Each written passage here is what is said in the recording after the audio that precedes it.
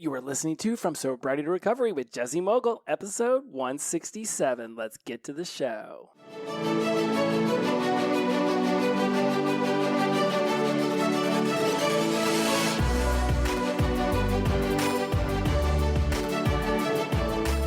Welcome back to From Sobriety to Recovery. I am your host, Jesse Mogul, and I am in addiction recovery.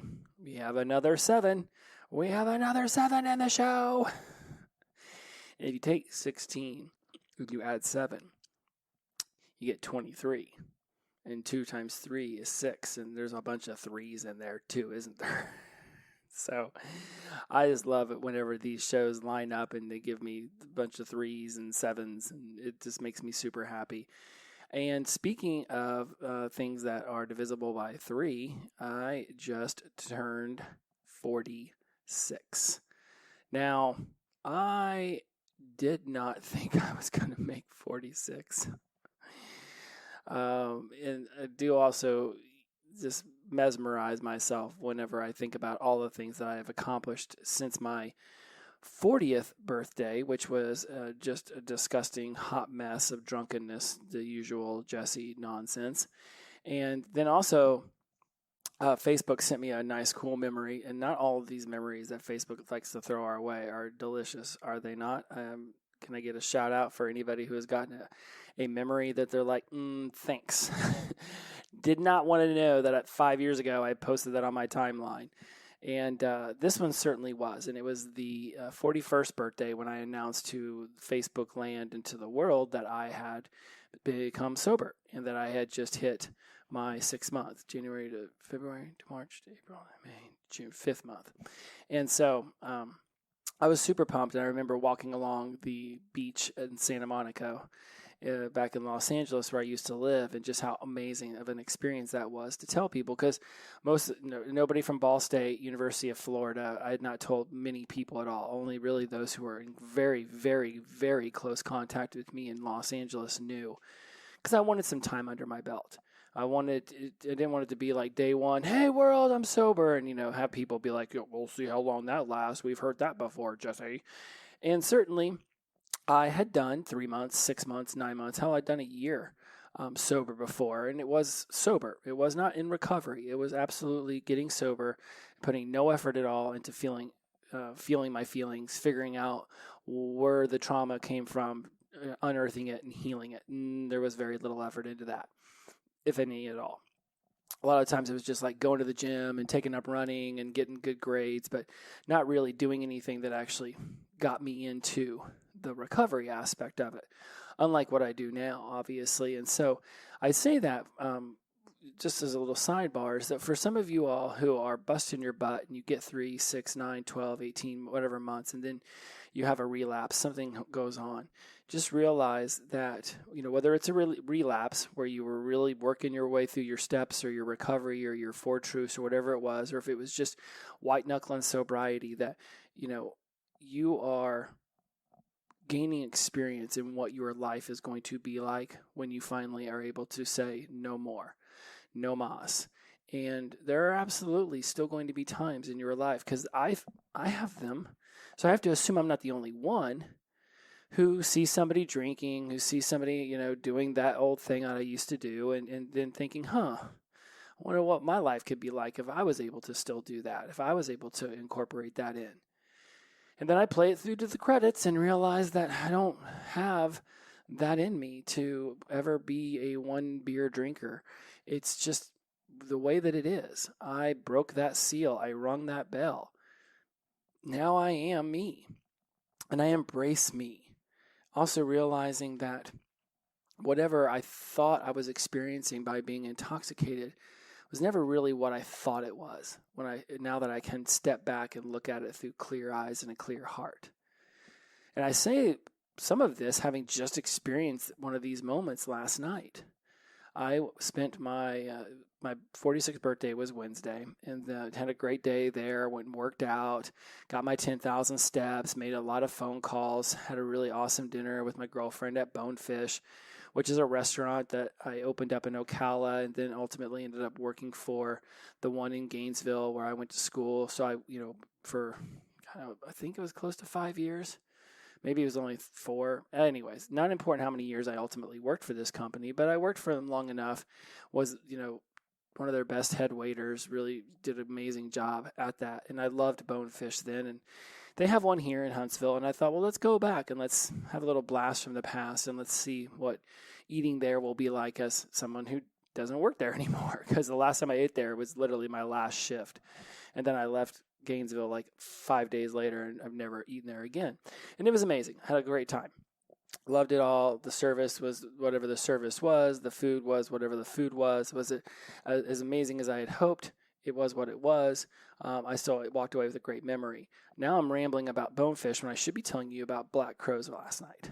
Now I went to see the Black Crowes, who played at the Orion Amphitheater here in Huntsville. First and foremost, I can't believe that the Orion, that holds like 8,000 seats, was able to book the Black Crowes, who I consider to be one of just the best rock bands that came from my teenage years. Just love the Black Crowes up and down the street. Second, was amazed it didn't sell out. Third, my first show back from the pandemic when they started doing live music again in Los Angeles was the Black Crowes doing the Shake Your Moneymaker tour at the Forum. So I got to see them do this like a year and a half ago, and then happened to be in Huntsville, living here now, and they come back through with the same concert. Different set list, but at least at the end. The whole point of the tour is to do the Shake Your Moneymaker album from first song to the last song in order. And I love that album. And if you really want to listen to a song that I find to be very touching, that makes me think about my drinking, go and listen to a song called Seeing Things on the Shake Your Moneymaker album by the Black Crowes. And he clearly, or at least from my perspective of the lyrics, is talking about a female. I just replace the female, that protagonist that he could be talking about in the song, with alcohol. And so when I hear that song, I think about how many things that I started to see for the first time when I released alcohol, when I broke up with alcohol. And so to hear that song live again, it was so touching. And it just, even now I'm giving shivers. It was so moving.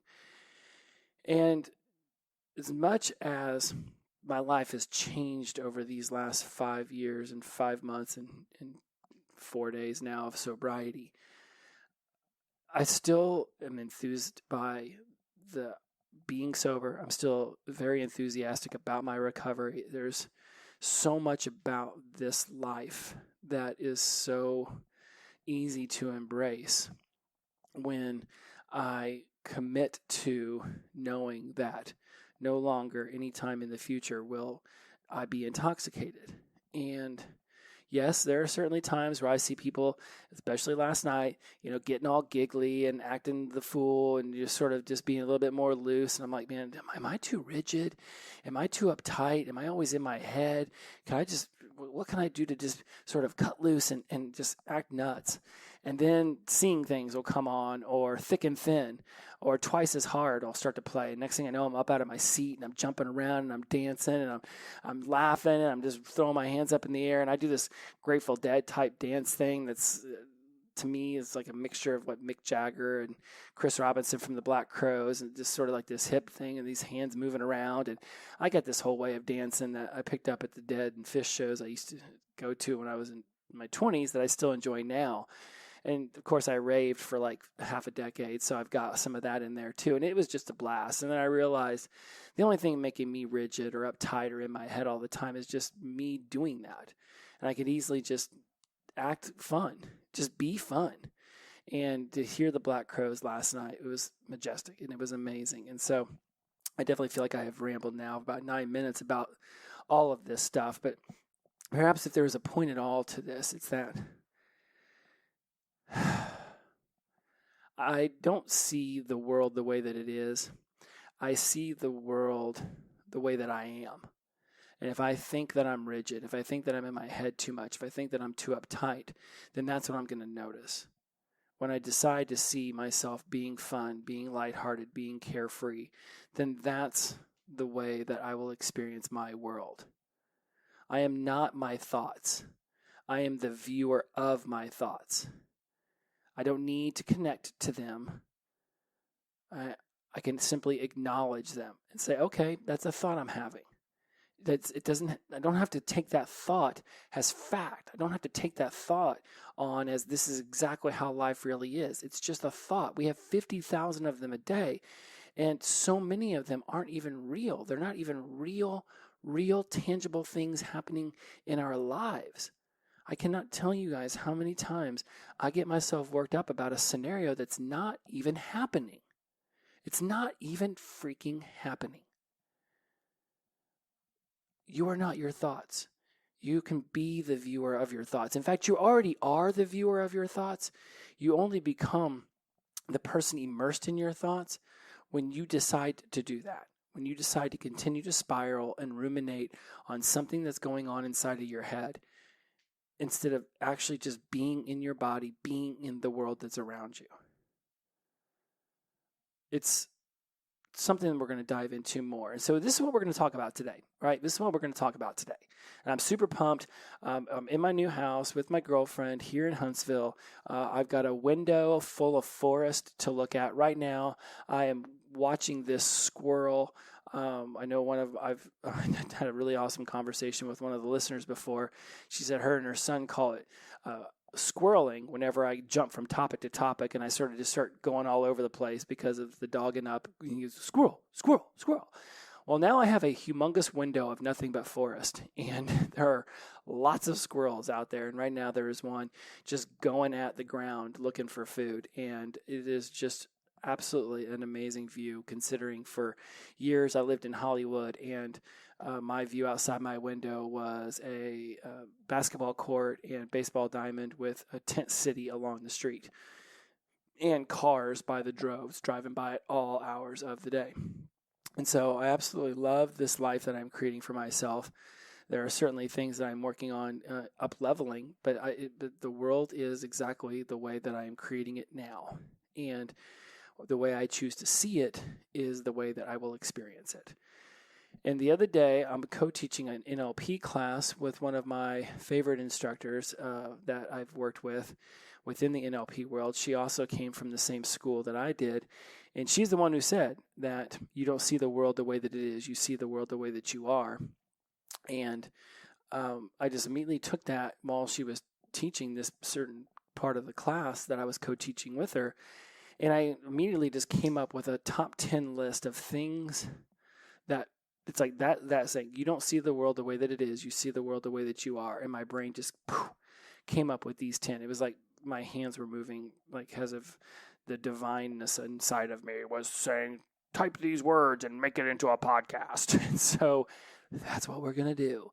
So in honor of me turning 46, and we are going to discuss 10 things that I popped up in the top of my head when I heard that you don't see the world the way that it is, you see it the way you are. You don't see your sobriety or recovery the way that it is, you see your sobriety or recovery the way that you are.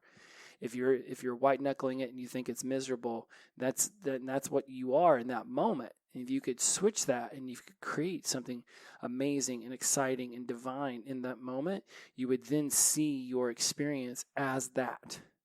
And again, because emotions are fleeting, good and bad, right and wrong, desirable, undesirable, they're coming in at you like you're standing in the middle of a emotional tornado, which I know for some of us, that's what it can feel like to be in sobriety and recovery.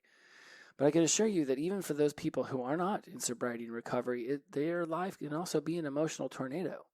They're having the same 50,000 thoughts. They're not having the same thoughts, but they're having the same numerical value of about 50,000 thoughts a day.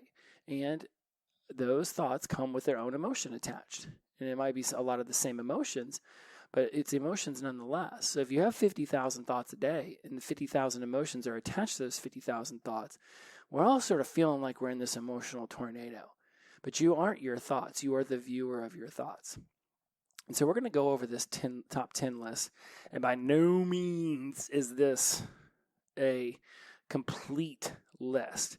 This is just what I came up with in that moment. I've reviewed it since and thought this is exactly what the podcast is supposed to be about. And so that's what we're going to discuss today. Number 1, you give up what you want most for what you want now. Has people who are going through substance use disorders and working our way through that, we have impulse control issues. And we are giving up what we want most for what we want now. When you are sitting here and you're telling me in messages or you're telling me in emails that you want to be sober, you want to be sober, you want a new life, you want a new life, you're in that contemplation stage. You're contemplating what a new life can be like. And you're also working on the preparation for it. How am I going to prepare for what sober life could be? What books do I need to read, or what podcasts do I need to listen to, or how many times can I text Jesse about this? Right? You're doing your things. You're in that pre-contemplation preparation stage.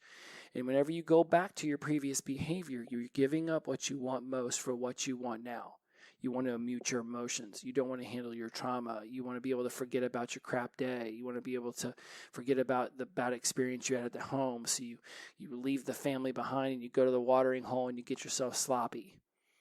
You're giving up what you want most for what you want now.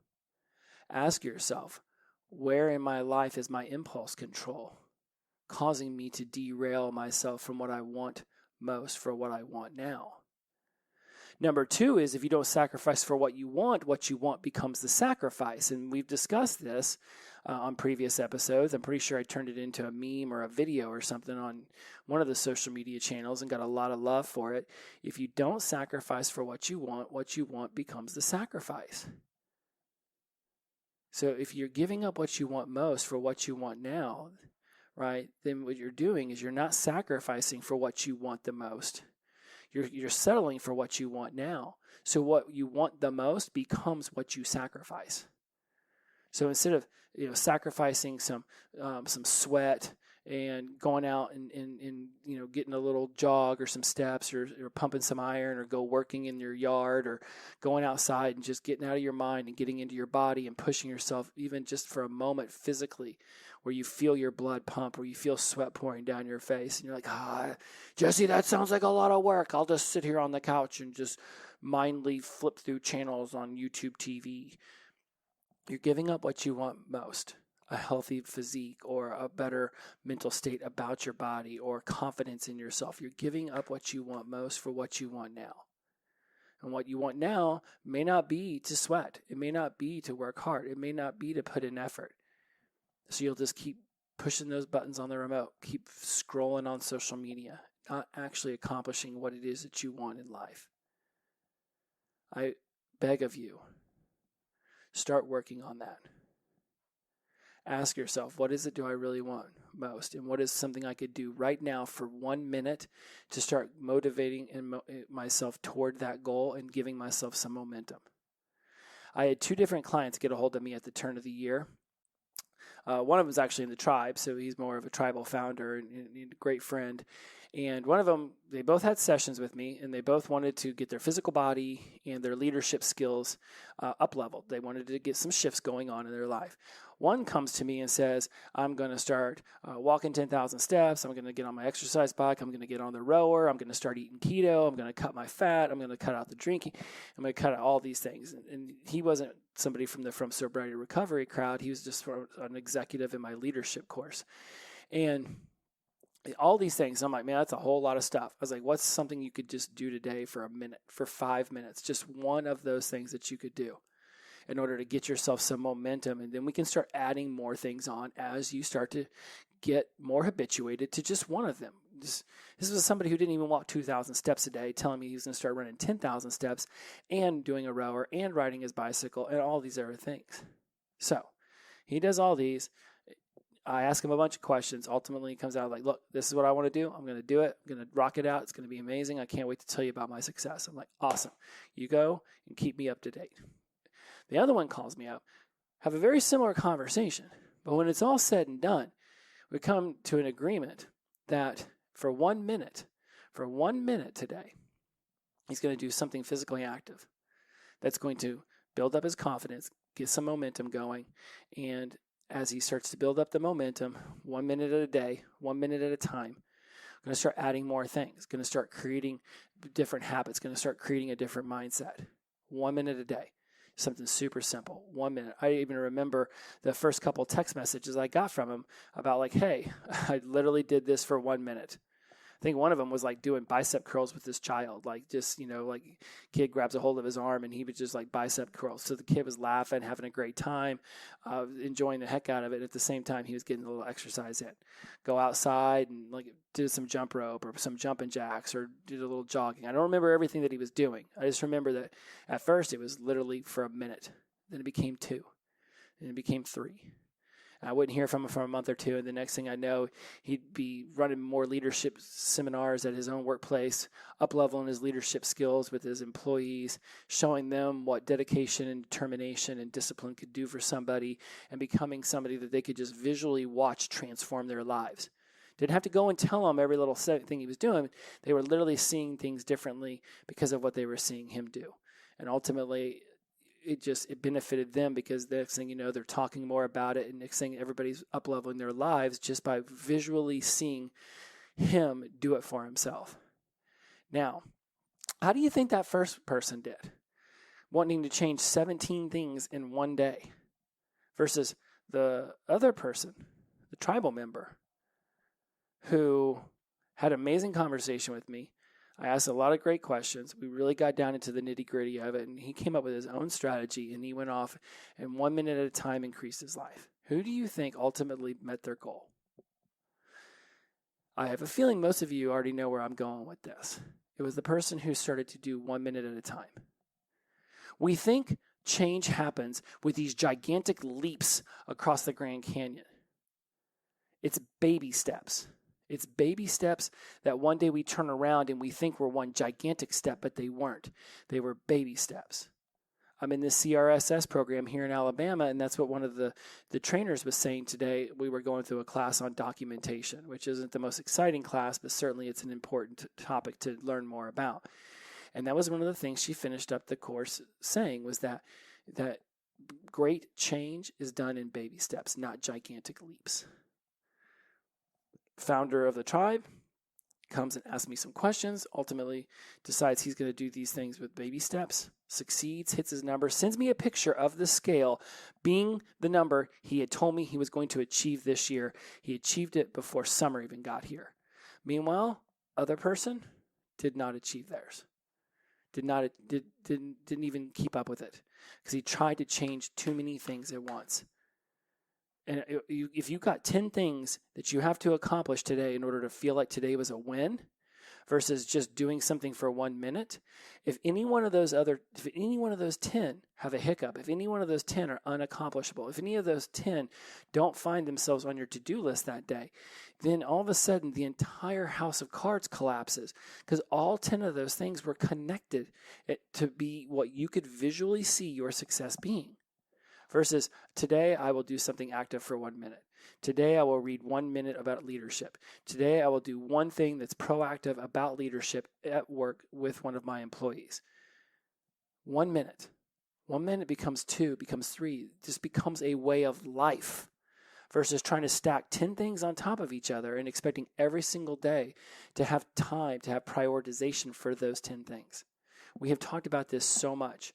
For me to actually have 2 different people, one follow what I've been talking about because he's in the tribe and he's been paying attention versus another leadership at the executive level come up with all these grandiose things that he's going to do and not be able to achieve them.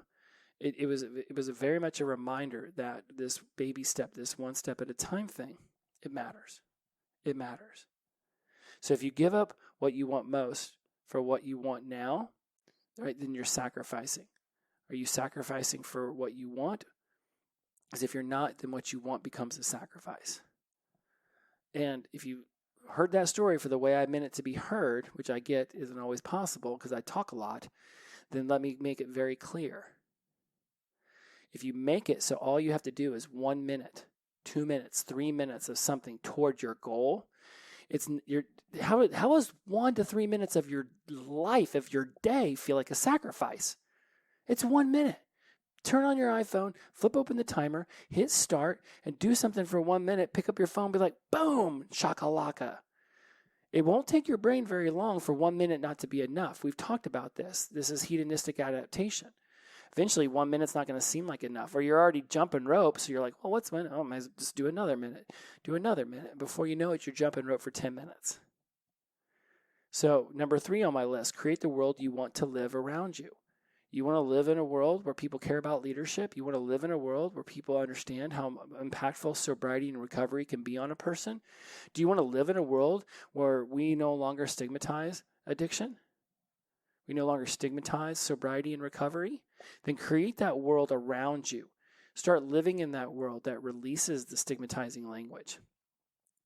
Don't talk down about somebody else who's doing something in their life, whether it's alcohol and drug related or not. Because not too long ago, you were on the other side of that of that disgust. I cannot believe they live their life that way. You once led your life in a way, or you might still be living your life in a way where people are like, I can't believe they're living their life like that. Don't they know better? If it was just about knowing better, then there wouldn't be no problems in this world. If it was, I know better than to walk across the street while looking down at my phone. I know better than to speed through an intersection. I know better than to scream at my partner. I know better than to show up late to work. I know better than to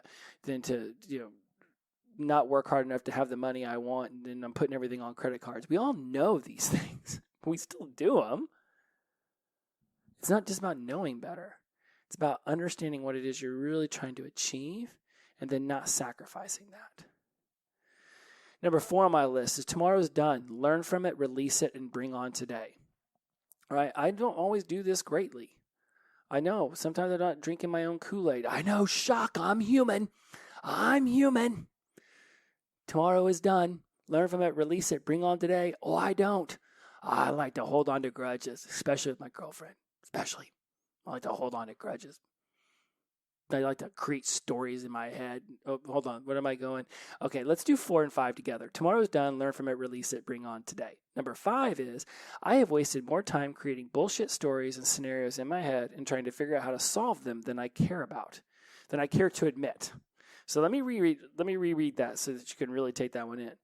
I have wasted more time creating bullshit stories and scenarios in my head and then trying to figure out how to solve them than I care to admit.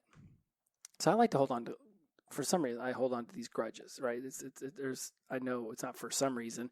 Right? I've got these issues with my parents from my childhood that I'm still healing myself through and working on, right? Where they wouldn't hear me, they didn't give me the emotional love or the physical connection that I needed in the moment. So I'd lash out and I'd hide in my room and I'd learn, or I'd play video games, and I don't purposely skip dinner and say I wasn't hungry just because I wanted them to miss me at the dinner table because I came home from school and you didn't ask how my day was.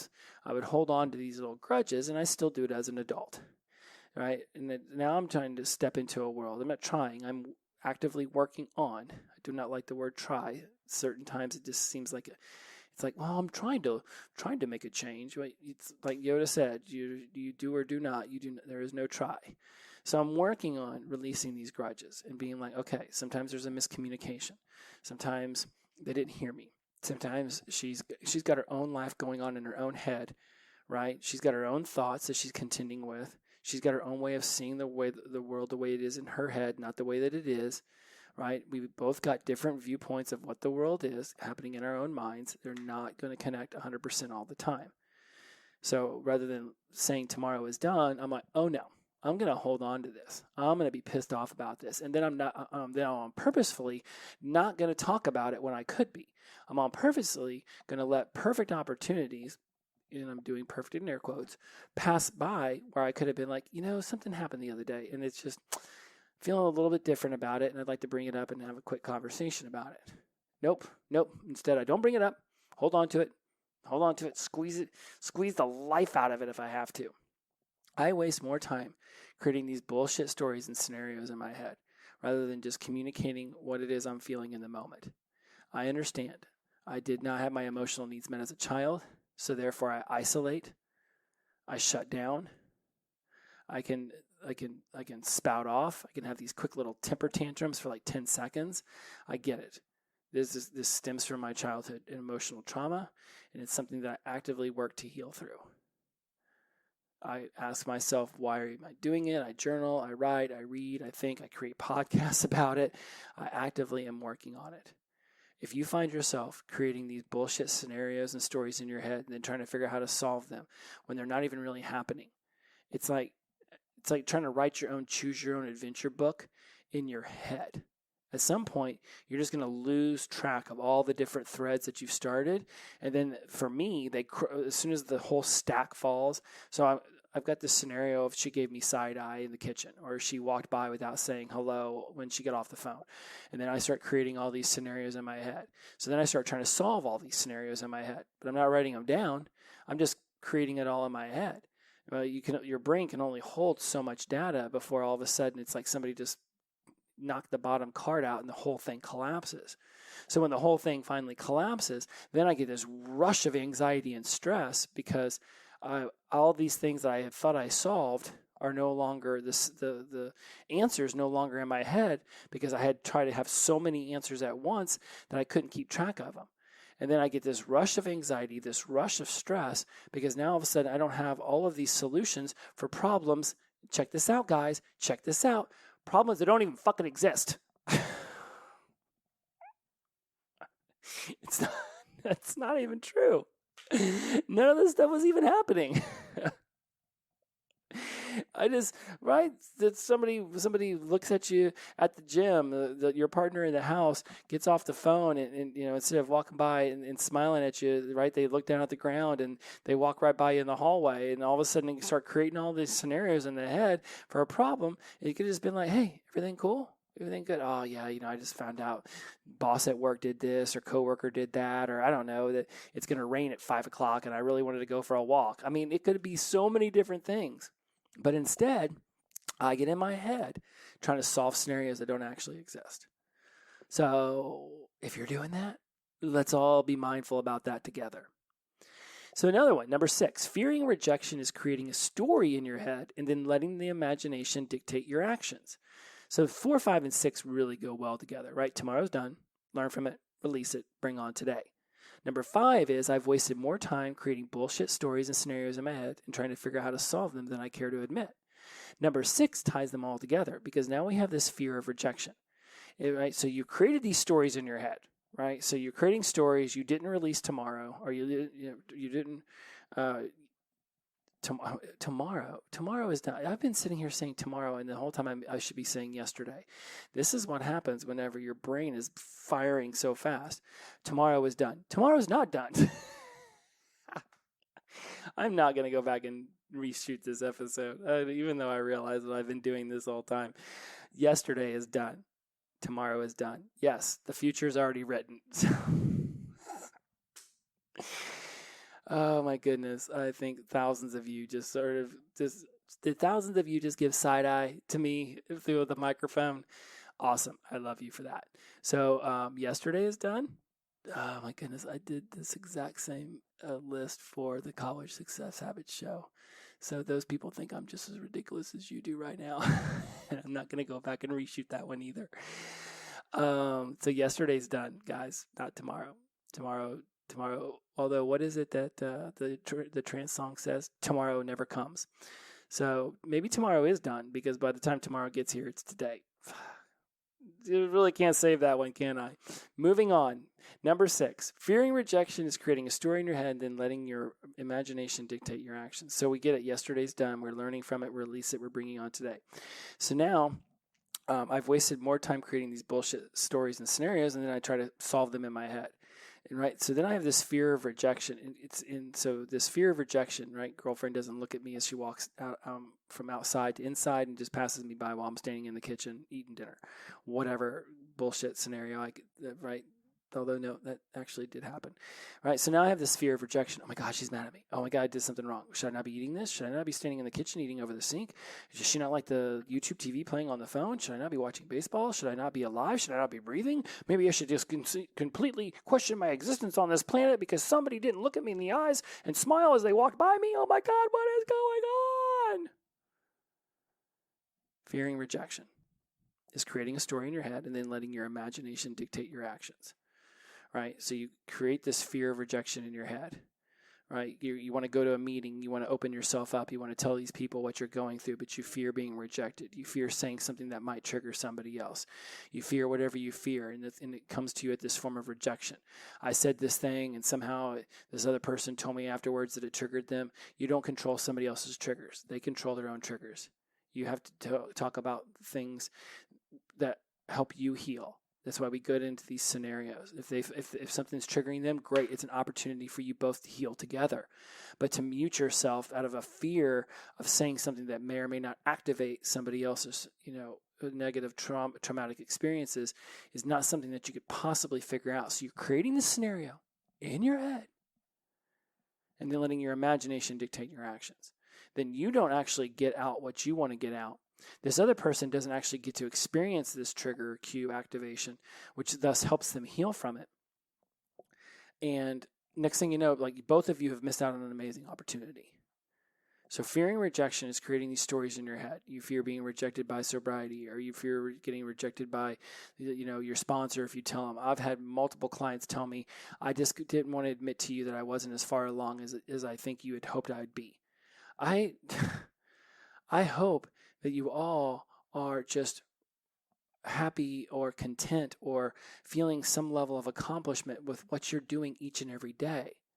For those of you still using, if you were using 7 times a day and now you're only using 6 times a day, that's something to celebrate. That's a step in the right direction, right? If you've made it to 8 months without drinking, but yet you still haven't gone to any meetings and you still don't feel like you're healing your trauma, you still have made it 8 months without being intoxicated.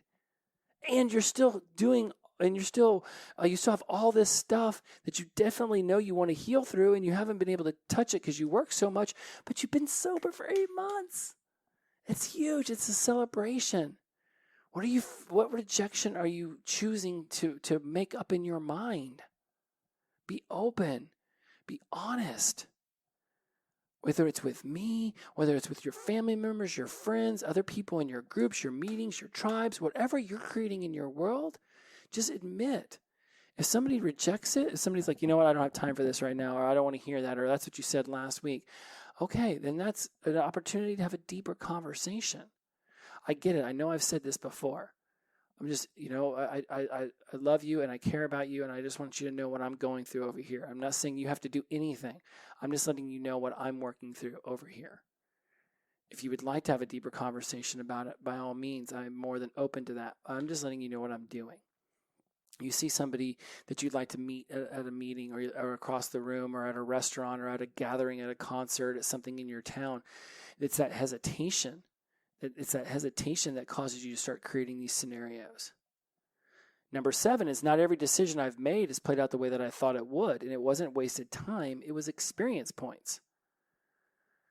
Right? So you see somebody at an event and you want to go say hi to them because you want to make a new friend, you want to make a new acquaintance, you find them attractive, whatever it might be. And that the moment you hesitate, it's in that hesitation that you start creating these stories.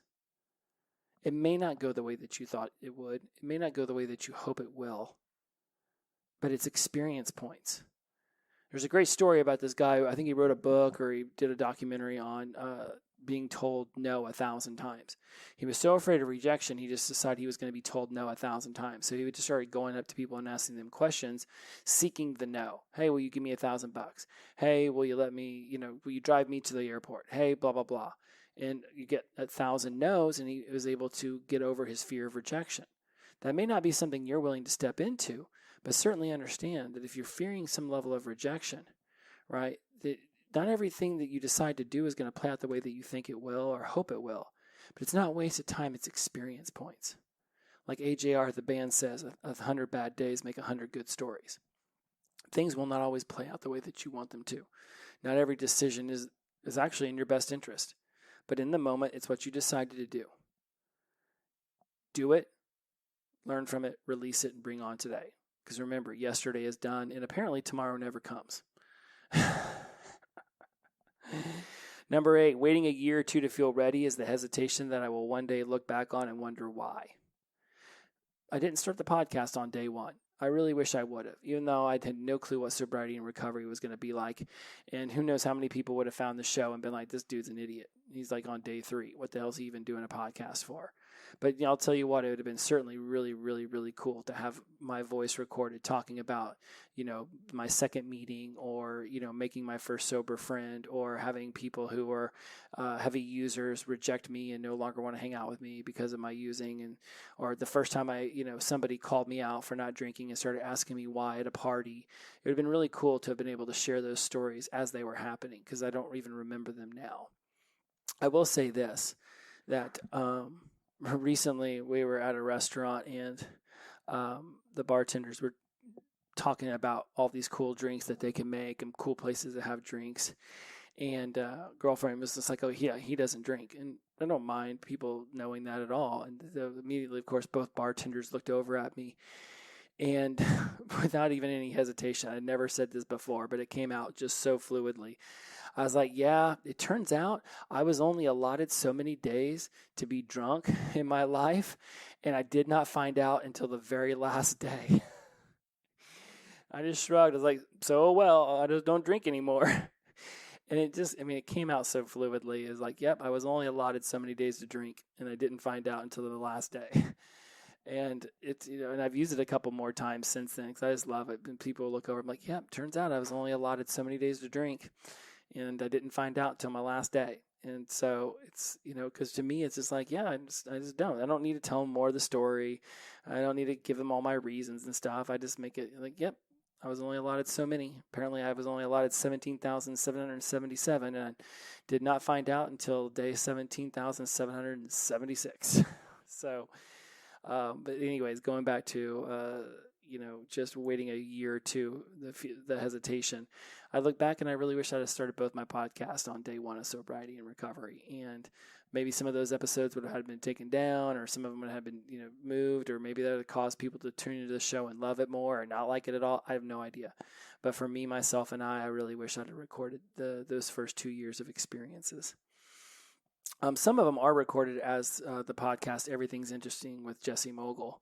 And I launched that right after my 5 months sober. And I did an episode on 500 days of being sober. But again, would have been really cool if I had just documented the whole thing. And again, that's the hesitation I look back on now and wonder why. Why did I wait? Number 9, everything happens for a reason and at the perfect timing. Okay, so this is what I wrote. The everything happens for a reason and at the perfect time thing. Yeah, that's cool and all. But sometimes, shit, man, just get the fuck up and do that thing. That's literally what I wrote, guys and gals and everybody. The everything happens for a reason, and it's all, it's the perfect time. It just happened at the perfect time. Oh, everything happens for a reason. Oh, man, it happened at the perfect time. Don't worry. It wasn't supposed to happen earlier. It happened right now, and now's the perfect time. That's cool and all, and I'm not saying that I won't subscribe to that here and there, but sometimes I'm just like, fuck that. Just get up and go do the damn thing. If it's something I can control, then I'm just going to get up and go do the damn thing. Is it calling up addiction recovery centers and introduce them to me? Is it contacting publishers and finding one that's all about publishing books like mine? Like whatever it might be, right? If it's something I can control, then it's just time to get up and do the damn thing. Hell, J.K. Rowling's called up 50 publishing houses until somebody finally said yes, right? So I could at least got 51 in me. I mean, if J.K. Rowling's, this is Harry Potter, it's like $1 billion franchise now. And she had to basically beg somebody to even care to read the manuscript. So I get it. Everything happens for a reason. Oh, it's divine timing. Those are things I absolutely have embraced, especially whenever it's other people who might control the outcome, right? If you want a raise at the office, if you want a better communication with somebody in your family, if you want your partner to, blah, blah, blah, whatever it might be. If there's another human involved, then yeah, you only have so much control, which is very little, mind you, over somebody else's behaviors, actions, thoughts, and feelings. They're going to do whatever they're going to do, and you can influence it as best as you can, but ultimately they're going to do what they feel compelled to do. It's why I call myself more of an inspirational speaker than a motivational speaker. I can inspire you to feel compelled to do something, but I cannot motivate you to do it. Motivation to me is internal. Inspiration is external, right? You hear somebody's story and you're like, man, that's inspiring. I want to go off and do that. It's that internal motivation that gets you to actually go do it. It's why when people leave conferences, like, that get them pumped up. They're like, I'm so motivated. I can't wait to do it. You are so amazing. You've got me so motivated. Well, they've got you inspired. The motivation's internal. And I think if more of us realize that people inspire us, but we motivate our own selves, then I think we'd be able to hold on to that motivation. But the further we get from that time that person inspired us, and because so many people label that as motivation, then the further we get away from that person who we think motivated us, the more that seems to dissipate. Well, the inspiration can always be found. You can go find their story, you can go find their video, you can come back and listen to another one of my podcasts that you love. The inspiration is always there because you can hear their voice again. The motivation's always been inside of you. And if it's always inside of you, then it can't dissipate. You just need to reignite it. And if going back and listening or reading or experiencing something from that person can reignite that inspiration, then you can self-motivate. I've been practicing how to be a jump rope person, and I came across this woman called Lauren Jumps on social media. And there'll be times, especially with the move and everything that's been happening lately, where I haven't been able to pick up the jump rope in a couple days. And I'm like, I'm just not feeling motivated. It's just, whatever. I'll jump rope again tomorrow. And then tomorrow becomes another day and another day and another day and another day. Hey, did you notice right there? I knew what tomorrow was. But I'll tell you one of the things I know because I believe inspiration's external and motivation's internal.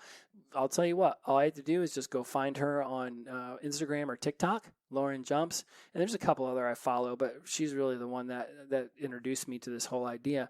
I'll go watch a few minutes of her videos and boom, I'm inspired. I'm like, oh my God, that's so awesome. I want to, and I can't do half the crap she does. I can't hardly do any of it.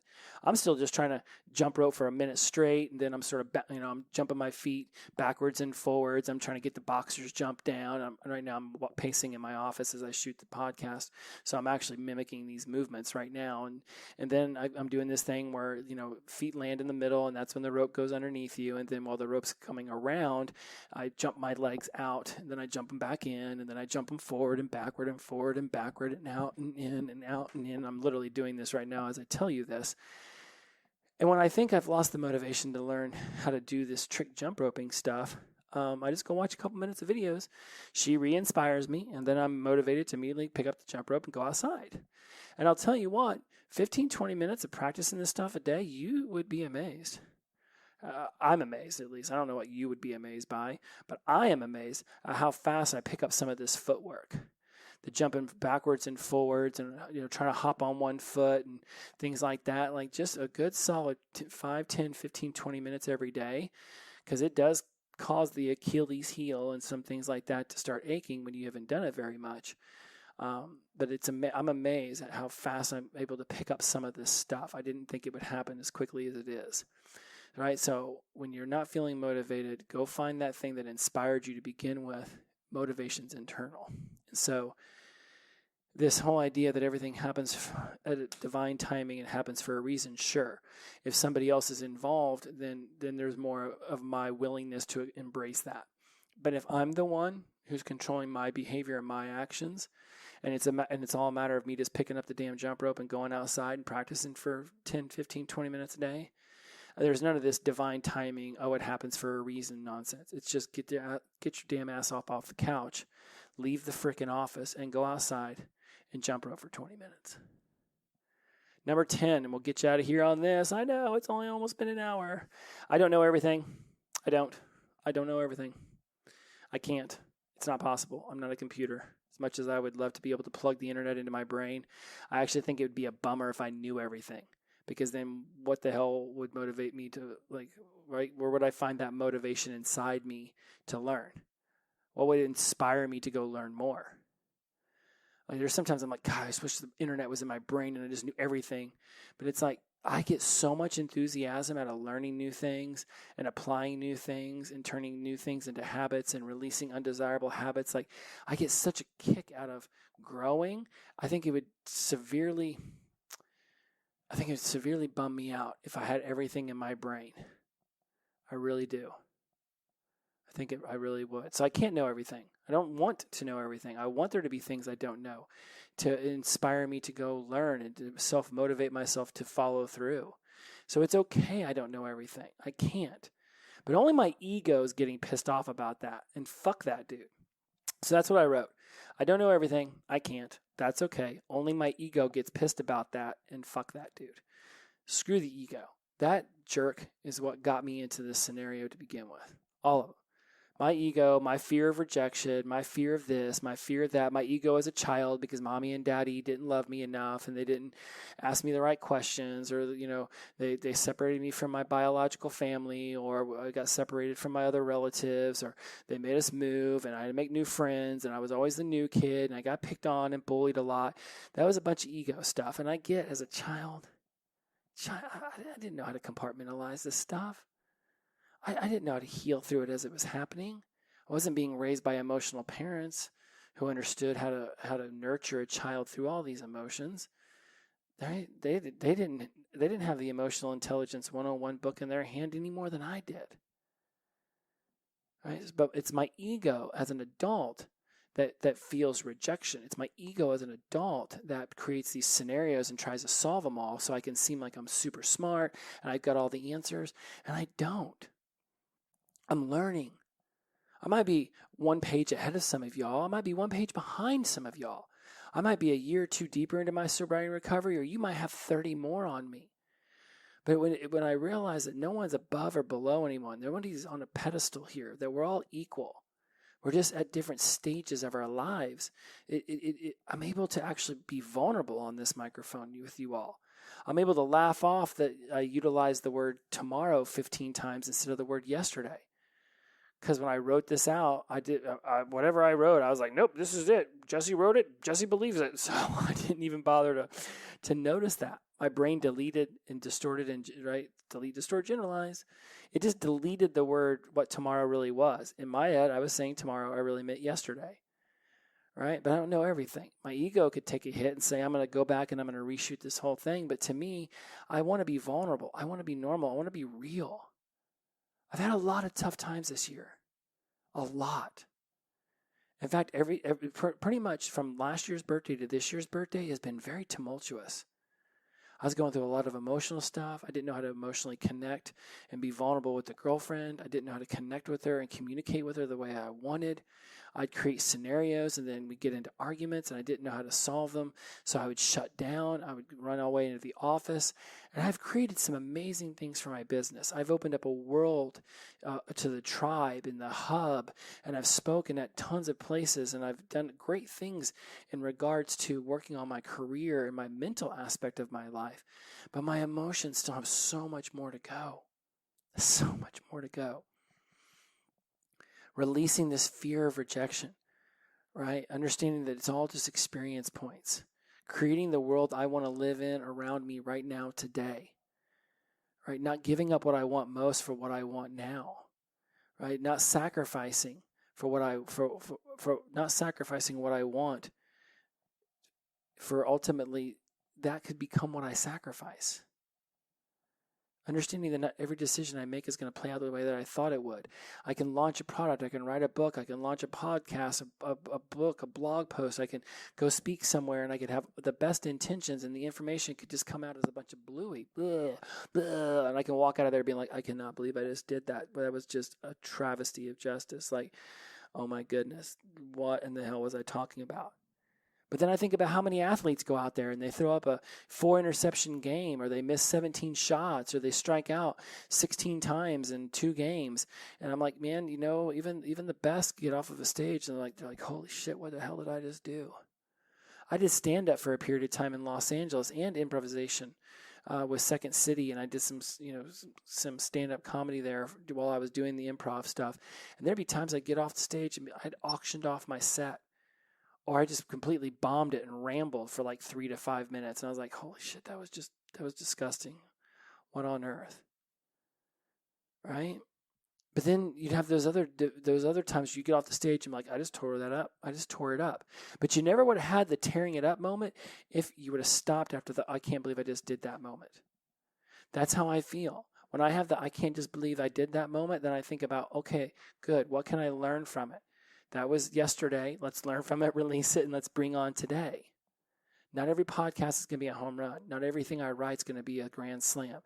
Not everything that I do is going to be the game-winning touchdown in the Super Bowl. Sometimes you're going to step back on the 1-yard line and you're going to throw the ball when you should have handed it off. And you're going to have to live with that decision for the rest of your life. But I would rather pick myself up off the ground and realize that there's always another game than just completely stop. I want you all to be able to find that inside yourself as well. And if I can somehow inspire you and bring that to light and show you that, look, we all suffer, we all have suffering, we all have vulnerable moments whenever the person we're trying to be vulnerable in front of, or we're not trying, we are actually being vulnerable and they are not receiving it, that can hurt. But then you know what? That's a 4-interception game. Maybe they're having a bad day. Maybe they're not in the place to receive what you want to share. What you are currently sharing. They're just not in that spot in that moment, but it doesn't mean that they won't be there tomorrow. It's amazing. And there are going to be times where I have to look back and I say, have I been completely vulnerable with you guys all the time? Sometimes I'm not. Because my ego says, no, you've got to put on this picture of perfection, or this, at least this picture of having it together. And that's that ego, and that's the ego that led me to drink and use and all this other stuff. And then there's a part of me like that's on the microphone right now that says, man, this has been a tough, tough year. June 15th of 2021 to June 15th of 2022 was tough. It was so tough. From, stepping into a really long-term relationship and not knowing how to communicate, and so sabotaging at every step, all the way up to deciding to move to Huntsville, coming out here, having the transition be super difficult, working through the relationship, bonding with the family, establishing myself and my career and my business out here. Not to mention there was pandemic this and that and all this other stuff going on. All right, so there's all the societal stuff. It's like, it's like that Will Ferrell meme I post on Instagram where it's like the whole world's on fire and Will Ferrell's yelling, I'm sober, great to be here. Some days that was all I could hold on to. It was like, man, well, you know what? At least I'm experiencing this sober. Whatever happens after this, it's icing on the cake, because at least I'm experiencing this all sober. For those of you who are still looking for that to be your default, to just being able to find comfort and contentment in being sober today, I'm rooting for you. I hope that these shows are helping. I hope that you've got local support. I hope that you're journaling or meditating or working out or eating right or whatever it is. Just get up off the damn couch. It's you and only you who's going to be able to motivate yourself to this. I can do as much as possible on this microphone, inspiring you, maybe with my thumbs when we text or tweet or email, but ultimately it's you each and every day that's inside your head deciding what it is you're going to do. I want for you to have your highest potential achieved. I want you to be able to look in the mirror and say, I did this. And you did. Some days you look in the mirror and you look at your life and you're like, fuck, this day did not go right. You did that just as much as you do the good. So give yourself credit for coming back on the drinking one day, or give yourself credit for having a tough conversation on month 14 of sobriety and recovery, or give yourself credit for not screaming at your boss or yelling at your kids whenever you were super stressed out. And whenever you act or behave in a less desirable way, have the self-awareness to step back and ask yourself, what was going on in that moment? When was this triggered in me? Where can I seek to behave in a more desirable way in the future? What will I do the next time that something like this similarly happens? And how will I be more adept at handling the scenario, the situation? These are questions I ask myself all day, every day. That's a pretty damn good spot for a universal qualifier. Every day, I'm asking myself, okay, what am I doing? Is this really what I want to be doing? Is this the best thing for me to be doing right now? And sometimes I look back on it, I'm like, fuck, what the hell was I doing from January to freaking April in Huntsville? It's like I feel like every day I was getting up and turn on the computer and busting my ass, but I don't really feel like I was getting anywhere. But it was experience points, and it mattered. And it got me to wherever it got me. But those experience points I'm utilizing today whether I realize it or not. Maybe there's decisions I made 4 or 5 months ago I don't even realize I made that are causing me to behave differently now. Because of all the things that happen on all the days, I can't possibly remember them all. But unconsciously, they are affecting me. Unconsciously, they are motivating me in a certain direction. I turn to others for inspiration just as much as you all might turn toward me or to somebody else or in your family, whoever. We all have figures in our lives that we look toward for inspiration. When you all reach out to me and let me know the depths of your journey and what's going on in your lives, you inspire me just as much as I have inspired you.